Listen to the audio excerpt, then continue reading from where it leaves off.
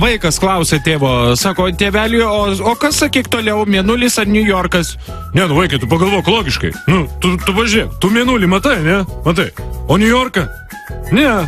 Nu tai daryk išvadas.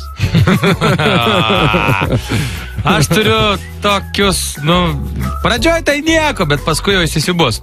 Žodžiu, bičelis kalbasi, vyrukas kalbasi su statybininkais, kada objektą maždaug pastatys. Sako, vyrai, tai, per kiek laiko įgyvendinsi tą, ką aš prašau?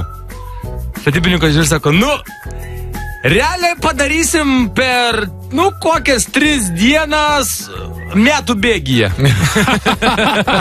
Čia labai gerai. Aš manau, kad yra labai tikslu. 3 dienos metų bėgyje. Policininko šeimoje gimė dvynukai, kolegos jo ir klausyk, kaip tu juos atskiri? Kaip, pagal piršto antspaudus, aišku. Čink.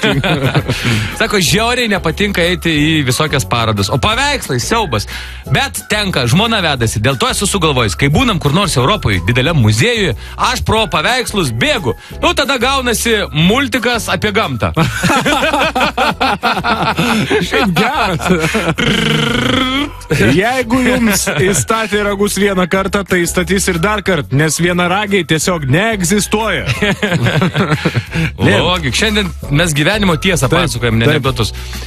O savaitgalio, žinai. 2 bičiuliai kalbasi tokiam lengvo pobūdžio pokalbėje, sako, o kaip tu sako, tu lengvai išmiegi? Ne, sako, reikia truputėlį, sako, padirbėti. O sako, ką darai?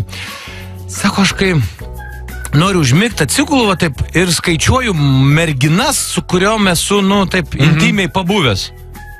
Kitas klauso, sako, palauk, taip nesu girdėjęs, sako, o kodėl ne avis skaičiuoji? Matai, su avim tik kartą.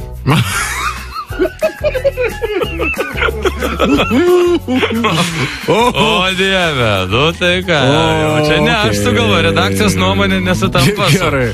Parduotuviai situaciją aš čia švelninu iš karto, žodžiu, į parduotuvę atsiųstas yra toks jaunas berniukas, mažas, nedidelis, ir pardavėjas sako, berniuk, ar tu tikras, kad mama tikrai prašė nupirkti 100 gramų bulvių ir 8 kilogramų saldainių?